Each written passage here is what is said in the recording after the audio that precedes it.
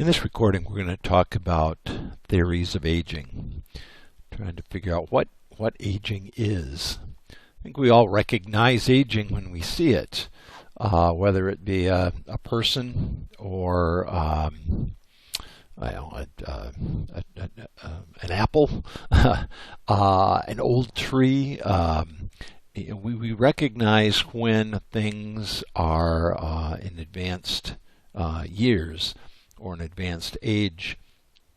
But what is aging? A lot of people wonder about this. Scientists have tried to figure out what is aging at its most basic level. Some general thoughts on aging, just in terms of definitions. Geriatrics is the kind of the medicine of aging. There are geriatricians. Those are doctors, MDs, or DOs that have specialized in treating the ailments and the multiple complications of ailments that older people experience. There's also gerontology or gerontologists. Gerontology is the more broad study of aging. Gerontologists would be folks who would be looking at, again, these basic theories of aging, how aging affects us physically, but not in a medical sense, more sociologically. They're looking at issues of an aging society, it's kind of more general study of aging. No one dies of old age. Old age is not a disease.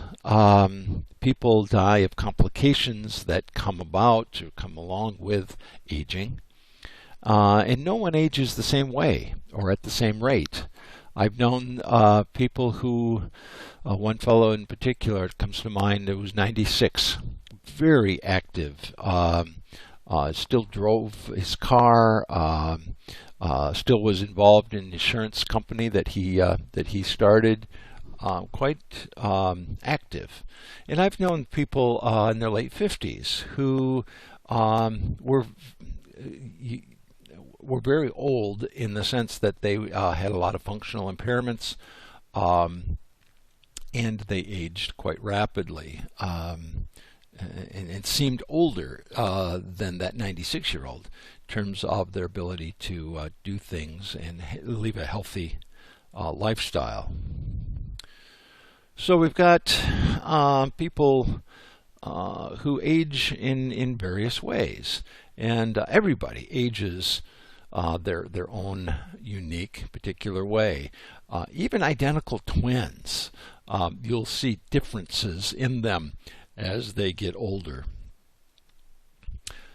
Some common experiences as we age. When comparing people age 75 with 30-year-olds, and this is on average, 75-year-old has 92% of the former brain weight, 84% of the former basal metabolism, the way that we process foods, 70% of the former kidney filtration rate, 43% of the former maximum breathing capacity, and 100% of the capacity to be human and a person of worth. So there's a number of theories of aging. You'll find those in your book on section 5.1.2.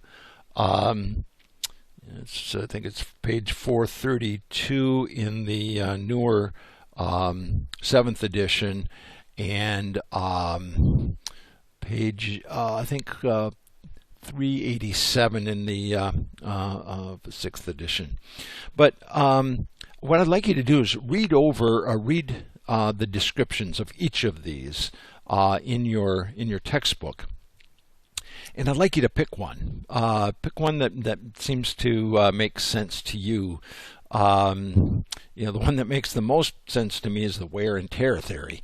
I kind of experienced that. Just your body gets worn down after living a number of years, and some people have had more wear and tear on their bodies than others, and so they're going to age more rapidly. But I don't think any one of these captures the whole, can explain the whole idea of aging. There are some people who have had a lot more wear and tear on their body, who appear to be younger as far as their abilities and the functional abilities and those kinds of things than other people who have had less wear and tear on their body. None of these totally explain aging at its most basic form, but they add some understanding to what is happening to us as we age. And so I'd like you to read those over, and what I want you to do is pick one and then write something more, maybe a page, explaining what that theory is saying. And I'd like you to use at least one source outside of the textbook in your explanation your explanation of the theory of that particular theory of aging. So read those over in the text. I think they'll do a better job than I can do trying to explain them. And then pick one and write on that using at least one other source. So we need to fight the effects of aging. The first thing is exercise. There have been a number of studies that have shown that older people who exercise live longer and healthier than those that don't. Exercise is a key. Nutrition, of course, other lifestyle changes like smoking, excessive drinking, drugs, those kinds of things also will affect the way that we age. Services to aging people need to include opportunities to exercise. When we built Covenant Village in Grand Rapids, we included in that building an exercise gym with exercise equipment, and we had great results from that. Even people who had not exercised in the past found the increased balance, general health increased, their strength increased. All of those things with the regular exercise every day. Between that and the swimming pool, they were able to become much more active. So the challenge to administrators of long-term care facilities to keep residents active within their abilities and to keep them engaged to the level of their interests.